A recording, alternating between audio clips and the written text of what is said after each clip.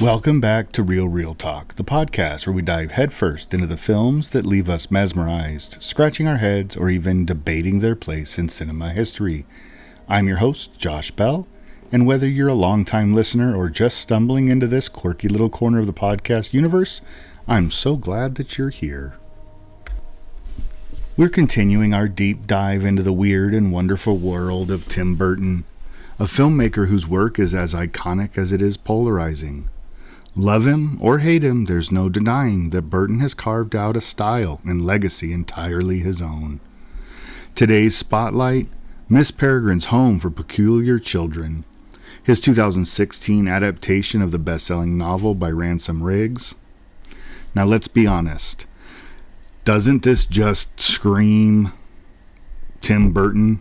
You've got peculiar kids with bizarre powers, a gothic mansion, and a storyline that leaps between the eerie and the fantastical. It's like it was tailor-made for his aesthetic. But here's the thing. Miss Peregrine isn't just another notch in Burton's filmography. It came at a time when, well, let's face it, some critics and fans alike were starting to wonder if Burton's magic was fading. Was he stuck in a creative rut? Had he lost his edge? This film had the chance to answer those questions and remind us why he's one of the most imaginative directors of our time. And yet there's something about Miss Peregrine that feels different. Sure, it has all the hallmarks of a classic Burton film, from the gothic visuals, eccentric characters, and that bittersweet mix of whimsy and melancholy. But it also takes a few unexpected turns that set it apart. What are those turns, you ask? Well, I'm glad you're here because we're about to unpack it all. So grab your peculiarities, whether it's floating, invisibility, or I don't know, the ability to marathon Tim Burton films without blinking. And let's dive into this strange and intriguing entry in Burton's filmography. Welcome to Real Talk.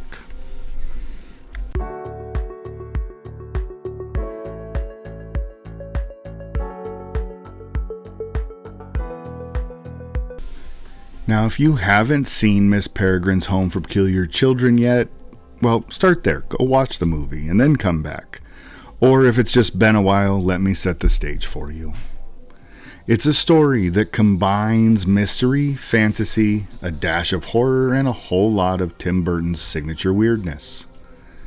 At its heart, the film follows Jake, played by Asa Butterfield, a teenager grappling with grief, identity, and the mysterious death of his grandfather, who always seemed to be hiding something extraordinary about his past.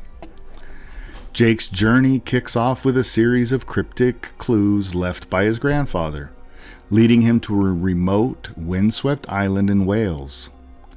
There he stumbles upon Miss Peregrine's home, a mansion that feels like a cross between a Victorian boarding school and a haunted house. Inside, Jake discovers a world that's as enchanting as it is eerie. This is no ordinary boarding school. Miss Peregrine, played with a mix of elegance and steel by Eva Green, who we recently discussed in our episode on Dark Shadows, is amazing here once again. She runs a sanctuary for children with peculiarities, basically extraordinary abilities that set them apart from the rest of the world. And these kids are peculiar in every sense of the word. There's Emma, a girl who can float away like a balloon if she's not tethered down. Enoch, a boy who can bring inanimate objects to life with a creepy kind of magic. And Millard, who's completely invisible, making him the ultimate hide-and-seek champion. And don't forget Hugh, the boy with a literal hive of bees living inside him. It's a house full of quirks and curiosities, but it's also a safe haven for these kids, thanks to Miss Peregrine's ability to manipulate time. She's created a time loop where every day resets, protecting her charges from the outside world and the passage of time itself. But of course, this peculiar paradise comes with its share of threats. Enter Samuel L. Jackson as Baron, a sinister, sharp-toothed villain who, along with his band of monstrous henchmen, hunts down peculiar children to steal their powers in his quest for immortality. Jackson brings his usual charm, but with an extra layer of creepy menace that adds to the film's unsettling undertone. At the core, the plot is a coming-of-age story wrapped in a gothic fantasy. Jake not only has to uncover the secrets of his grandfather's past, but also find his own place in this strange new world. It's a journey of bravery, belonging, and self-discovery, all set against the backdrop of Burton's beautifully bizarre vision. Every frame is dripping with his signature style, eerie yet whimsical, haunting yet strangely heartwarming. Whether it's the mystery of the time loop, the dangers lurking just outside, or the heartwarming camaraderie of the peculiar children, the story keeps you hooked from start to finish. If you're into tales of outsiders finding their tribe with a healthy dose of magical weirdness, then this one has your name written all over it.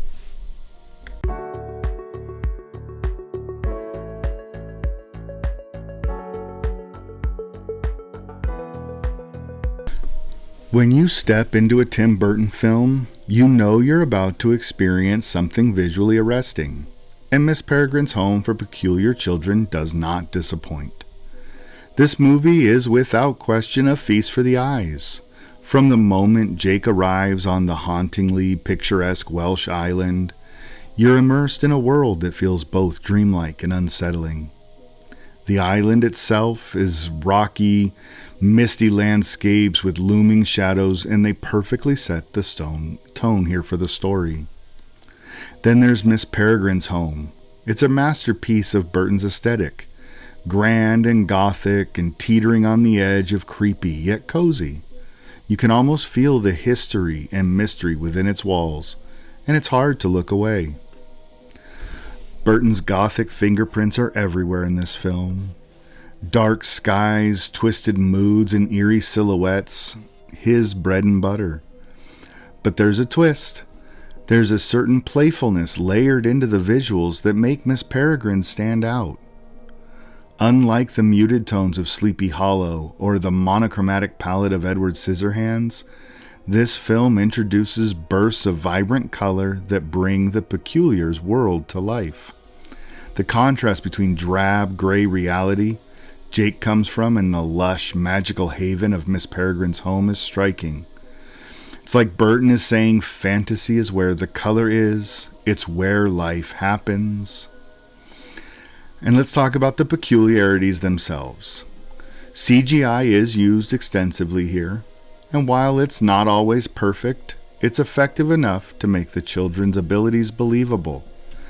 Emma, the floating girl, is mesmerizing every time she takes to the air, her movements graceful and surreal.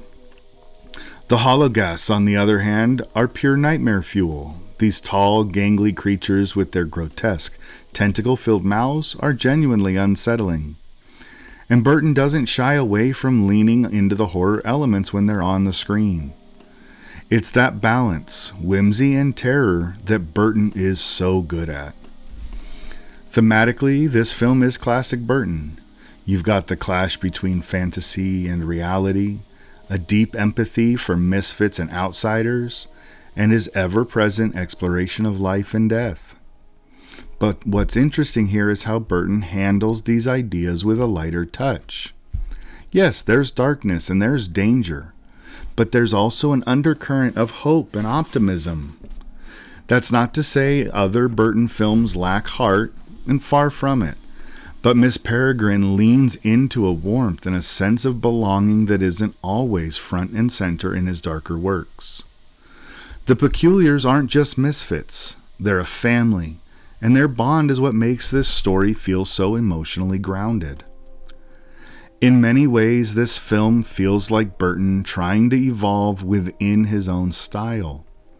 He's still the master of the macabre, but here he's also a storyteller who's willing to let in a little more light, a little more color, and a lot more heart. It's not a reinvention, but it's definitely a fresh variation on his signature themes and visuals. And for fans of his artwork, or even those who felt his films were starting to become too predictable. It's a welcome shift, and it keeps us all engaged.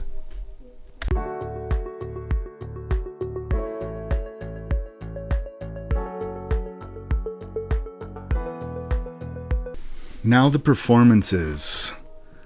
This cast does some heavy lifting to bring the peculiar world of Miss Peregrine to life. First up, Asa Butterfield as Jake. Now, Asa doesn't go for big dramatic swings here, and honestly, that makes it work.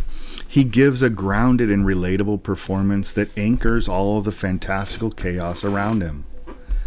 Jake is a bit of a blank slate at the start, unsure of himself and his place in the world, and Butterfield conveys that with subtlety. By the end, as Jake begins to embrace his role among the peculiars, you feel like you've been on that journey with him. But let's be real, this movie belongs to Eva Green. As Miss Peregrine, she is magnetic. Green's performance is a delicate balancing act. She's elegant and nurturing one moment, then fierce and commanding the next. There's a sharpness to her portrayal, and it makes you believe she could easily transform into a bird and outwit her enemies, all while maintaining impeccable poise. Her quirky mannerisms and wry humor bring unique energy to the film, making Miss Peregrine a character you can't take your eyes off. It's the kind of performance that reminds you why Eva Green is such a perfect fit for Burton's universe. And now let's talk about villains, because Samuel L. Jackson as Baron is a showstopper. Jackson leans all the way into the role. He delivers an over-the-top, scenery-chewing performance that's menacing and oddly hilarious. Whether he's taunting the peculiars or unleashing his sinister hologasts, Jackson brings this charm that really elevates every scene he's in. He's having fun with the role, and that fun is infectious. Baron is a classic Burton baddie, creepy, but with just enough camp to keep things entertaining. The peculiars themselves deserve a shout out as well. The ensemble cast of children brings charm and authenticity to their roles. Each child feels distinct, with their peculiarities woven into their personalities, rather than just being gimmicks. Ella Purnell as Emma, the floating girl, stands out with her graceful and heartfelt performance. Finley McMillan's brooding Enoch adds a bit of edge to the group. And together, the kids create a sense of camaraderie that makes Miss Peregrine's home feel like it's a true family. Now, behind the scenes, there's a notable absence here that may catch you off guard. Danny Elfman. This seems like the perfect film for Elfman to be a part of, but Burton's go-to composer is missing, and his absence is definitely felt. Instead, Michael Higham and Matthew Margerson handle the score.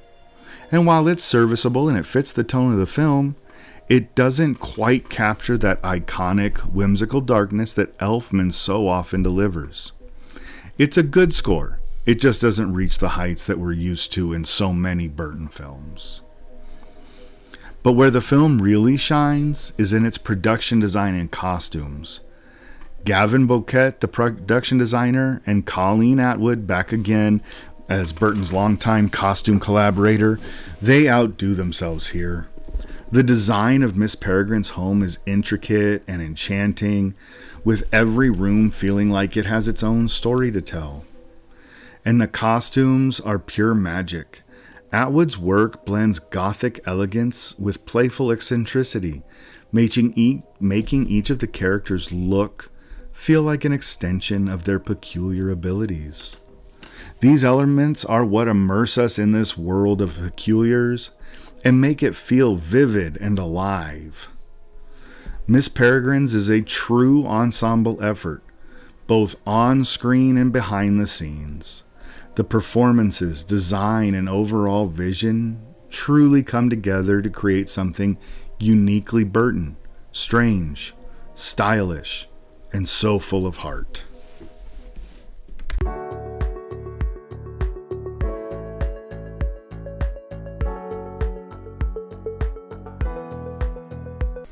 Let's dig into those rich thematic layers of Miss Peregrine's Home for Peculiar Children, because like any Burton film, there's more going on beneath the surface than just peculiar kids and time loops.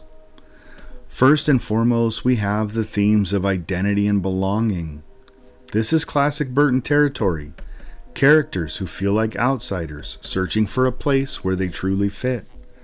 The peculiars, with their extraordinary abilities, are an obvious metaphor for individuality. Each child's power, from floating in the air to being invisible to creating life in inanimate objects, represents a unique trait that society might label as strange or undesirable. Burton's message here is clear. What makes us different is exactly what makes us special. Jake's journey mirrors this. He starts as a kid who feels ordinary, even invisible in his own family. But through his connection with the peculiars, he discovers not only his unique strength, but also his ability to embrace and celebrate other quirks. Then there's time, not just a clever plot device, but as a powerful symbol. Miss Peregrine's ability to create time loops, where the same day repeats over and over, speaks to the human desire to preserve innocence and hold on to moments of joy. The loop is both a sanctuary and a prison, protecting the peculiars from harm, but also isolating them from the outside world. It's a fascinating commentary on nostalgia and the lengths we go to protect what we love. At some point, though, you have to ask, can we really keep time from moving forward? Or does growth and change ultimately make life meaningful? And of course, there's Burton's hallmark dichotomy of light and dark, hope and despair. On one side, we have the peculiars, a group that represents creativity, imagination, and resilience. They embody the beauty of embracing one's quirks and using them to forge a sense of belonging.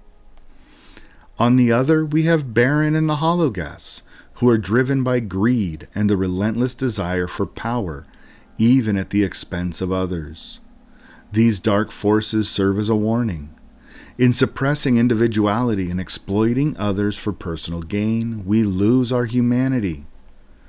Burton always had a knack for exploring the moral and emotional contrasts, and here it's no different. There's also an interesting undercurrent of childhood versus adulthood throughout the story. The peculiars are literally children frozen in time, their innocence preserved, but their growth stunted. Meanwhile, the adults, especially Baron and his cronies, are corrupted, driven by selfishness and cruelty. This dynamic feels like Burton asking us to reflect on what we lose as we grow older. Is it possible to hold on to the wonder and imagination of childhood while navigating the harsh realities of adulthood? The film doesn't offer easy answers, but it invites us to think about it. And finally, there's the universal theme of facing your fears. Jake's evolution from a hesitant, unsure teenager to a brave leader resonates because it's a journey so many of us can relate to. By stepping into the unknown, confronting danger, and embracing his role among the peculiars, Jake becomes a symbol of courage and self-discovery, a reminder that no matter how peculiar or out of place we might feel, there's strength in embracing who we are and fighting for what matters. Ultimately, Miss Peregrine is more than a visually stunning fantasy. It's a story that'll speak to your heart. It tells us that celebrating our peculiarities and protecting what we cherish and finding strength and belonging is what will make the world feel light and give us a path instead of leaving it feeling dark and uncertain. It's a message that's as timeless as the loops Miss Peregrine creates, and one that sticks with you even as the film goes dark.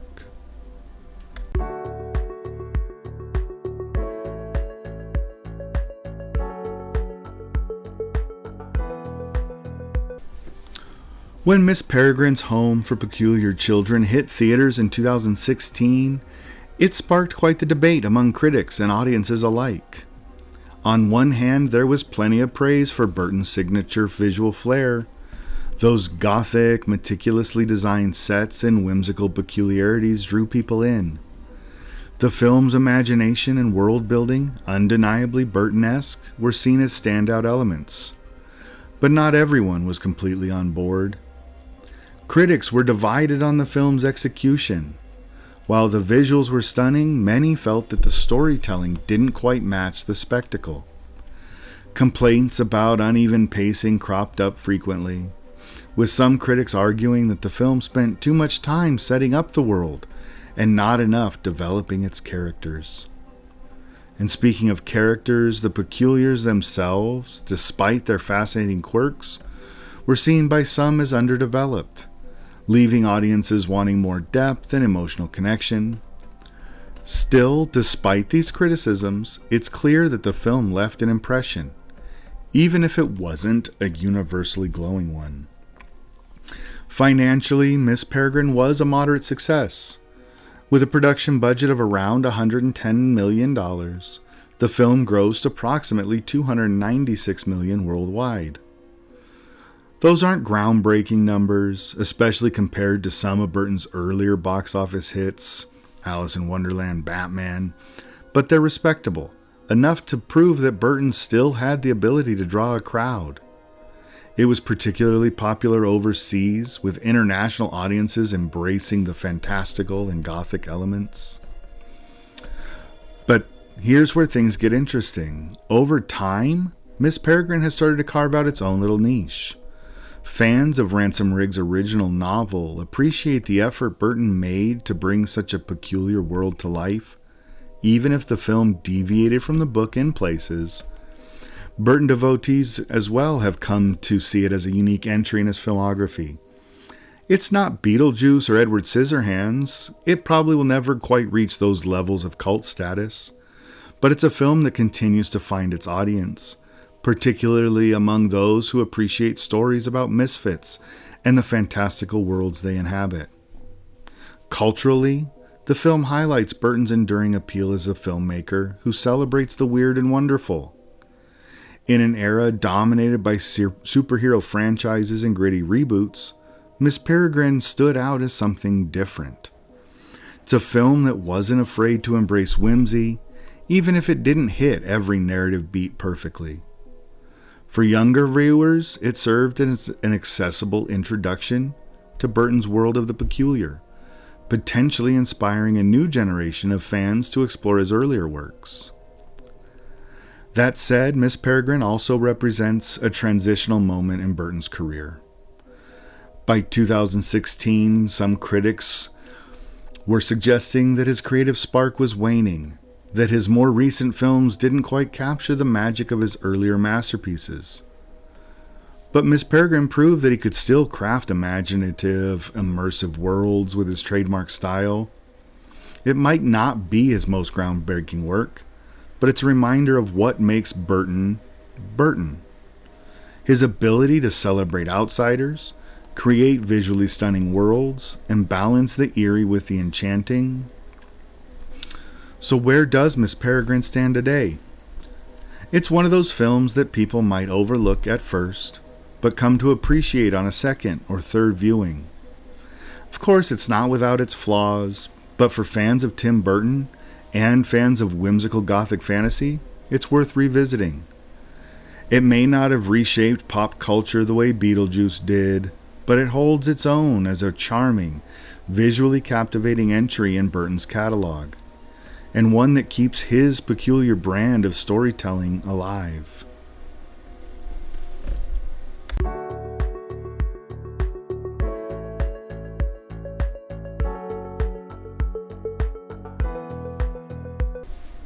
Now let's go behind the scenes and look at some gems that make Miss Peregrine's Home for Peculiar Children even more intriguing. First off, here's a fun tidbit about the film's origins. Ransom Riggs, the author of the novel, didn't initially think Tim Burton would take on the project. Can you imagine his surprise when Burton not only signed on but embraced the material so wholeheartedly? Riggs later admitted that Burton's vision brought a unique magic to the story, one that stayed true to the book's spirit while adding that unmistakable Burton flair.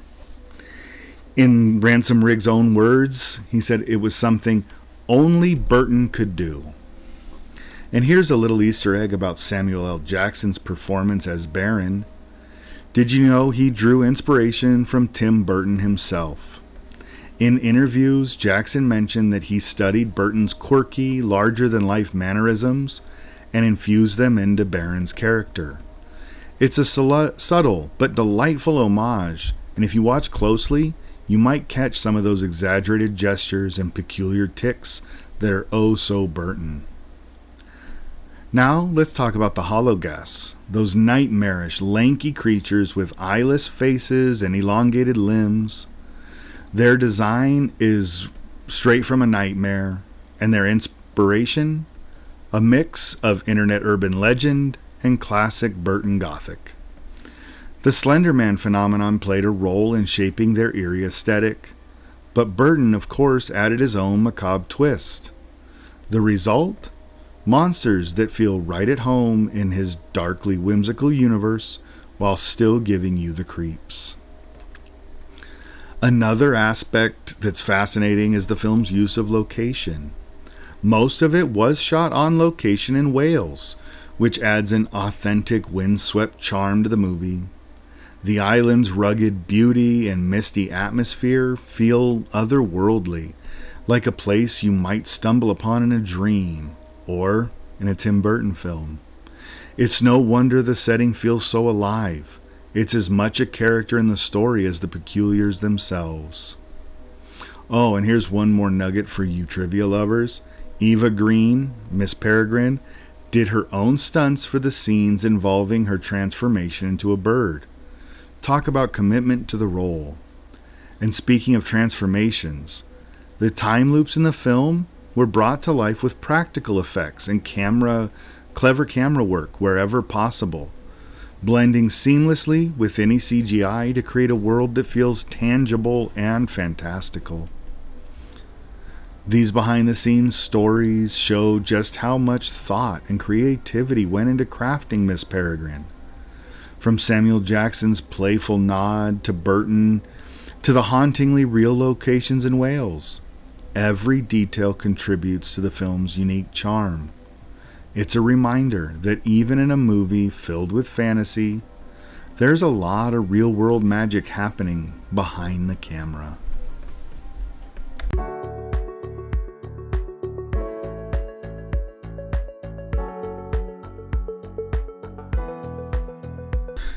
So what's my take on Miss Peregrine's Home for Peculiar Children?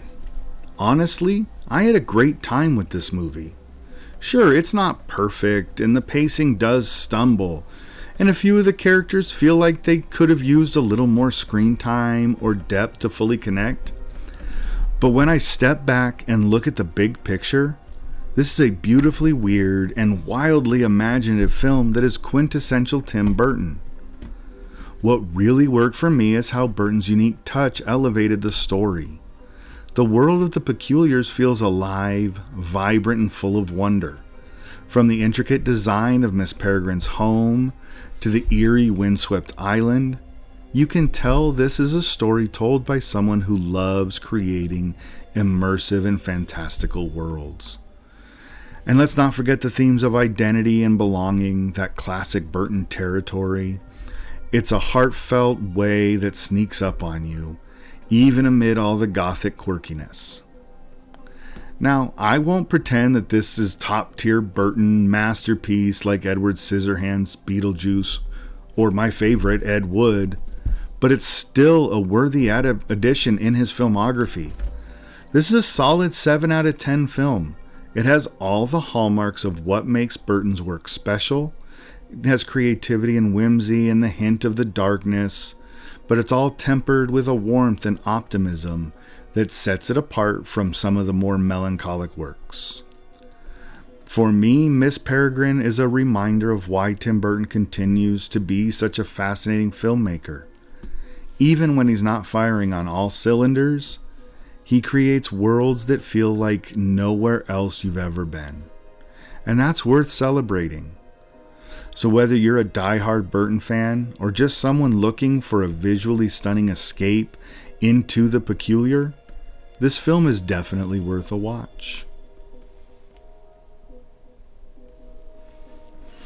And that's going to wrap up this episode of Real Talk. I hope you enjoyed diving into the peculiar world of Miss Peregrine's Home for Peculiar Children with me.